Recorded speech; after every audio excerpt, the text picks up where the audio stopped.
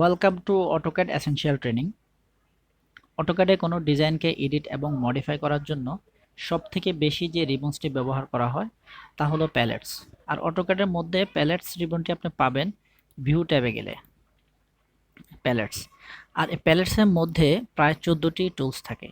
কোনো ডিজাইনকে মডিফাই করার জন্য আমরা সবথেকে বেশি যে টুলসটি ব্যবহার করে থাকি, যেটি প্রয়োজন হয়, তা হলো প্রপার্টিস।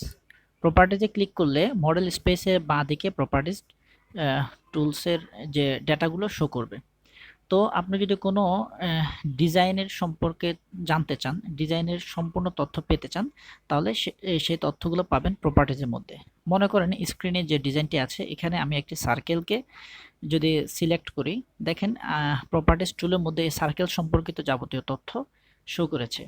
তার মধ্যে colour, layer, line type, circle diameter, radius সমস্ত কিছু এখানে শো করবে। সার্কেলটির জিওমেট্রিক অবস্থানও এখানে পাওয়া যাবে। তো আপনি প্রপার্টিজ টুল ব্যবহার করে খুব সহজে সার্কেলটি আপনি এডিট করতে পারবেন, ডিজাইনকে এডিট করতে পারবেন, মডিফাই করতে পারবেন।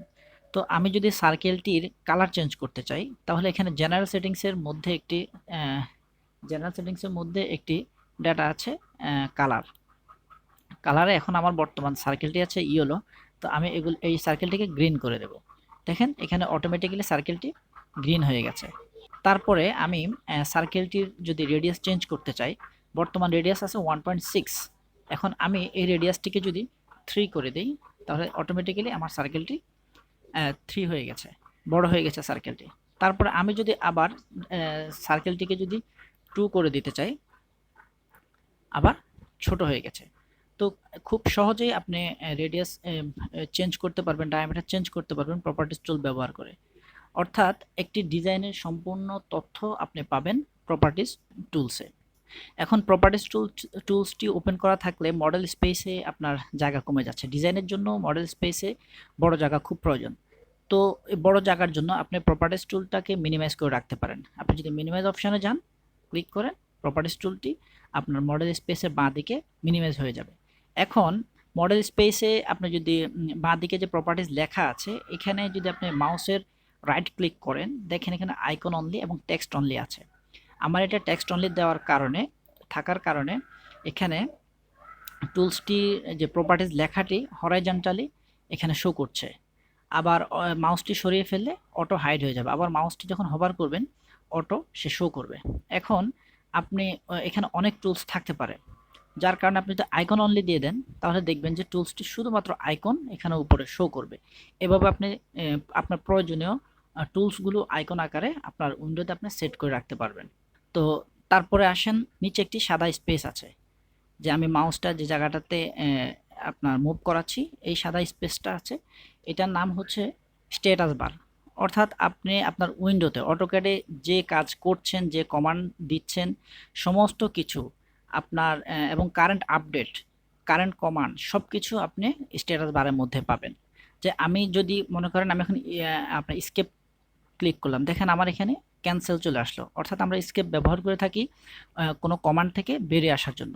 তো আমি যদি এখন একটা লাইন টুলস নিয়ে আসি, দেখেন আমি যখন লাইনে ক্লিক করলাম, আমার এখানে স্ট্যাটাস বারে শো করছে কমান্ড লাইন। তো আমি একটি র্যান্ডমলি একটি লাইন যদি আঁকি, দেখেন এখানে স্ট্যাটাস বারে আমাকে দেখাচ্ছে নেক্সট পয়েন্ট। আমি নেক্সট পয়েন্টে যাওয়ার জন্য দেখাচ্ছে। এরপর আছে অর উইন্ডো আন্ডো, অর্থাৎ আমি নেক্সট পয়েন্টে যাব নাকি আন্ডো করব। এখন স্ট্যাটাস বারের মাধ্যমে আপনি কমান্ড কল করতে পারবেন। তো মনে করেন আমি এখন এটাকে যদি আমি আন্ডো করতে চাই, এই পয়েন্টটাকে, তো আরেকটি দাগ দিই, মনে করেন আমি এই পয়েন্টটাকে যদি আন্ডো করতে চাই, তাহলে আমি কিবোর্ডের মাধ্যমে স্ট্যাটাস বারে আমি কমান্ড দিতে পারবো।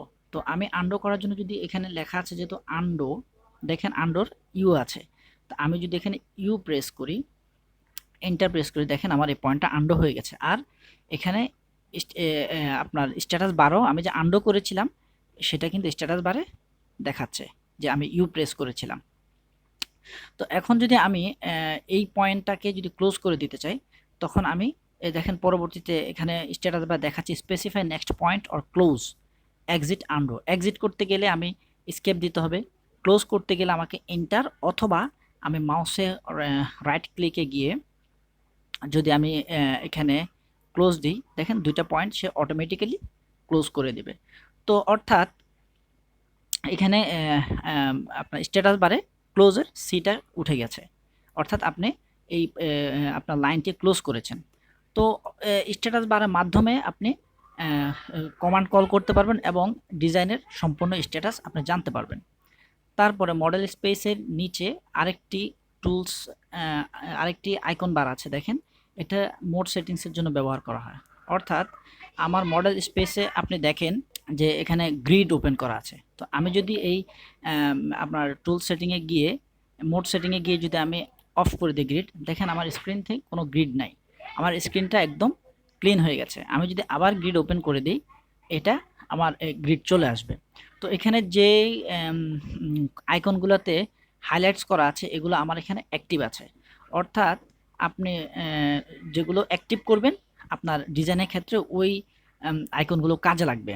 তো আমরা যখন ডিজাইন করব তখন আপনাকে এই প্রত্যেকটি আইকনের ব্যবহার আপনাদেরকে দেখাবো।